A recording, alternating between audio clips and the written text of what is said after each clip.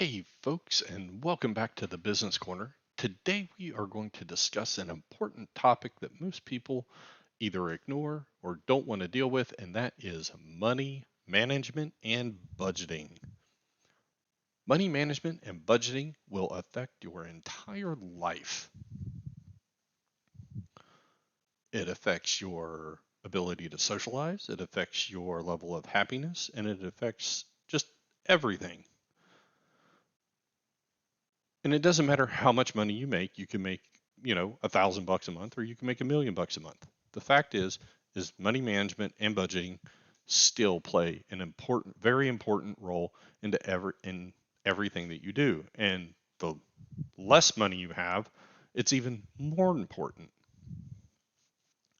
So the first thing that we need to talk about is we need to set what our monthly income is, whether it's 1,000, 2, 3, 4, $1 million a month, however it may be. We still need to set the expectation of this is how much money I have to work with, and therefore I need to know where it's going, what I'm paying for. So the first thing that we need to take care of in any budgeting situation is our basic necessities, and that's food, utilities, and shelter, right? That's the lowest level of the hierarchy of needs chart. A place to live, having electric and water, and putting food in my stomach. Those are the most important basic necessities that you need to meet as a person. After that, next we can look at things like, can I afford transportation? How am I getting around? How am I getting from point A to point B? Well, I say it depends on where you live. If you live in a place like New York City or Chicago that have big, huge mass transit systems, owning a car probably isn't a good idea. Mostly because one, it's very densely populated. Two, there's not a lot of parking, and parking is very expensive if you have a parking space. And there's too many people and too much traffic. It's much easier to get around taking a taxi or the subway or transit system. Now,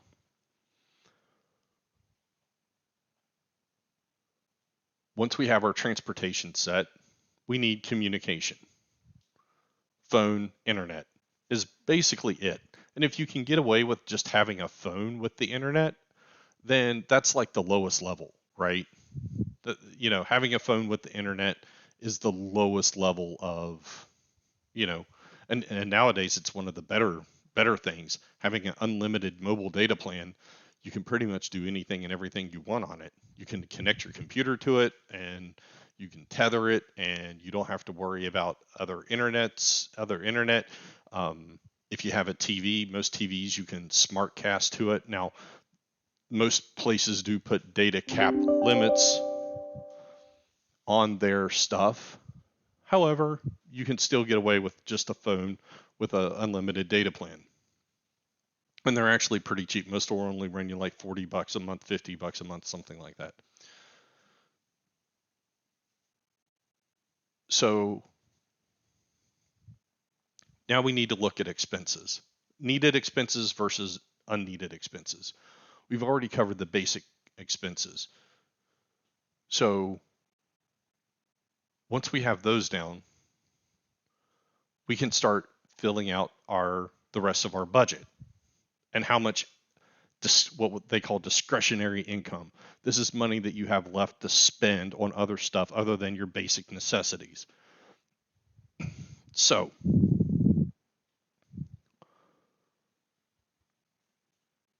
a really good program that I recommend, and no, I'm not paid to advertise or anything like that, is Dave Ramsey's Financial Peace seminar.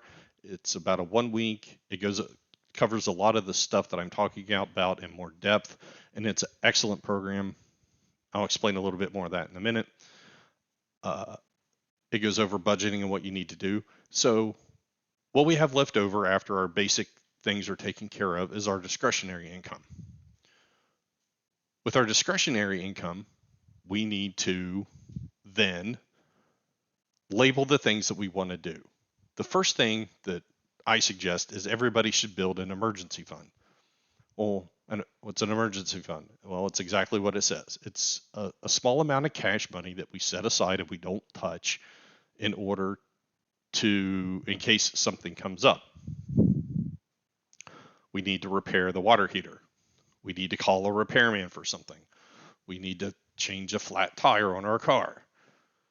Instead of charging it on our credit card and then never paying it off, we have the money set aside to go, here's $100-200 for the tire or what have you. Here's, $200 or $300 to the repairman to fix whatever it may fix that broke. And then we don't have to worry about charging it to a credit card, paying interest, never paying it off, and then worrying about our debt load, which we'll get to in a minute. We go, I don't make a lot of money. How do I save up for an emergency fund? If you take the Dave Ramsey course, he calls it rice and beans. Basically, your food budget, and this is for a single person, but family, if you have a family, you can apply the same measure, right? You're not eating steak every night. You're eating rice and chicken and peanut butter sandwiches and beans and stuff like that until you can build it up.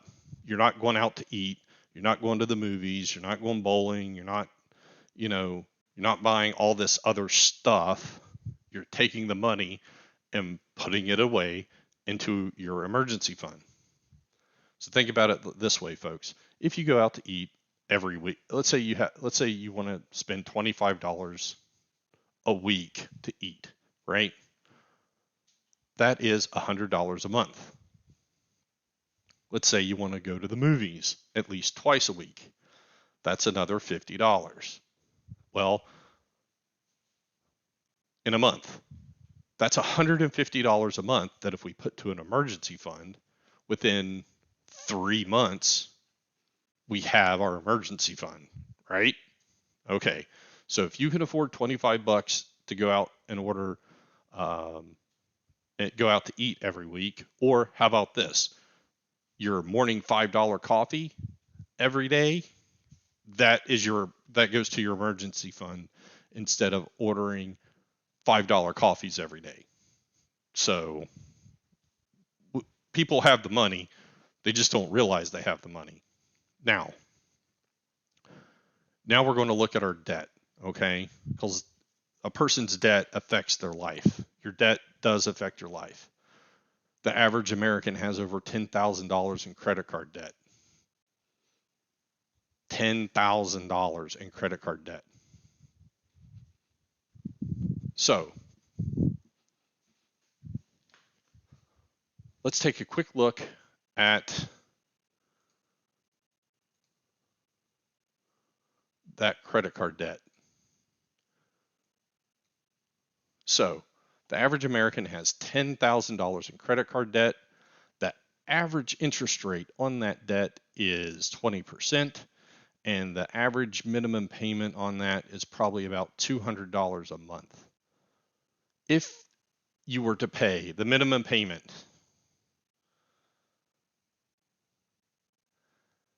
every month on that $10,000 in credit card debt, no matter, and worse if it's divided among different cards with different interest rates, right? It would take you 109 months to pay it off if that was your minimum payment. It would take you 9 years to pay off your credit card debt, folks. You don't want to spend 9 years paying off your credit card debt. So you say, how do we do this? How do we pay this off in a quicker time frame? Well, once we have our emergency fund, you're now taking all that money and you're throwing it at your credit card debt. So that $150 that we were spending on coffees and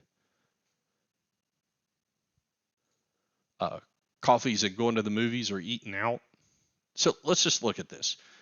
The average Starbucks coffee is about $6, right? If we order, and let's say we're only doing it 6 days a week, right? That's $36. How many, and there's 52 weeks in a year. That's $1,872 that we are spending on coffee from Starbucks.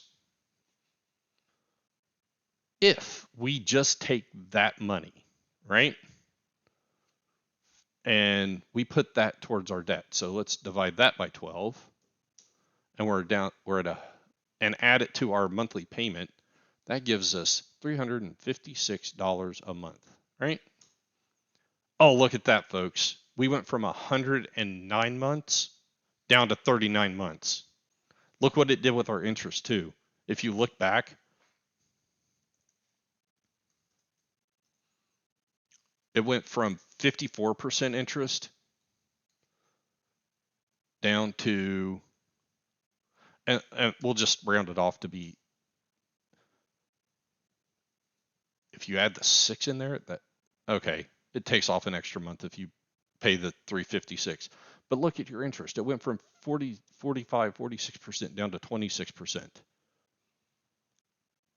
Now you say, well, how can we handle that a little bit better? You know what? Search around for a credit card, a different credit card. Check your local credit card union, right? Check your local credit union. Credit unions usually have really awesome interest rates on their credit cards. I have a credit card through, I had a credit card through my credit union, and they only charge 10% interest.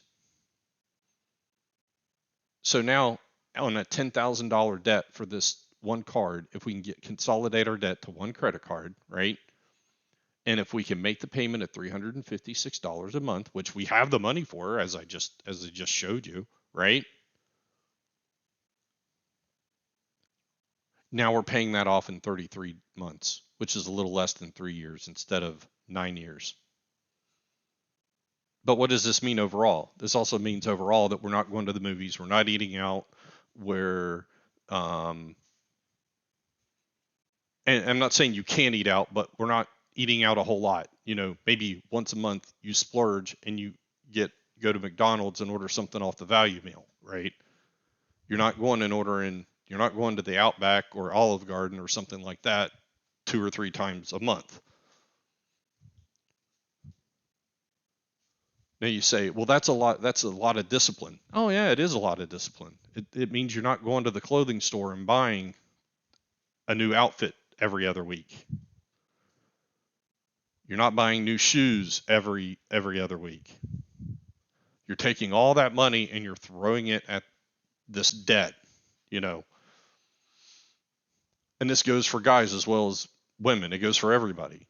Guys, you know, you're not going to the bar and having, you know, your $20 bar tab, $50 bar tab, $100 bar tab every weekend. You're taking the money and you're throwing it at this credit card debt. And that's the problem, folks. We've trained ourselves to go to buy stuff irregardless of whether or not we can pay for it. And then we wonder how we have $10,000 in credit card debt and we're spending 9 years paying it off. We can correct these by simple changes with a little bit of basic budgeting and money management.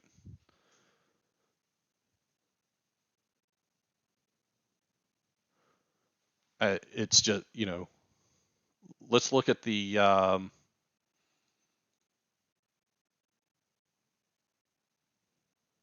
so the other thing that we want to try and avoid are incentives from places to buy their stuff. Furniture stores, electronic stores, Best Buy, you know, Haynes Furniture, wherever, right? They run a lot of things that say, buy it now. You have 48 months to pay it off. All right, cool. So you buy a brand new TV for $2,000 and you buy your Xbox for another $600 and you buy a new sofa and chair to go with it, and now you're up to $5,000. Sure, it's great. You have 48 months to pay off all that stuff you just bought. So again, math doesn't lie, which means every month you have to pay at least $105 to pay it off within 48 months. What happens is, folks, is if you don't pay that off within 48 months, they will charge you all the interest that they didn't charge you on that $5,000 that you just spent. That's a lot of money. It won't matter if you have $100 left to pay off, $105 left to pay off because you missed one payment or you didn't pay it. They will still charge you that 26% interest rate from on the full amount of money, and it's in the clause that they'll do it too. So managing your budget, managing your debt, and debt can be managed with good money management. The other thing that we need to do is you need to find ways to grow your income. You have to be able to grow your income. I know, I've been there. I started off making $5.15 an hour, then I made $12 an hour after I went through college. Then I got a job making $16 an hour. Now I have a job making what I make now.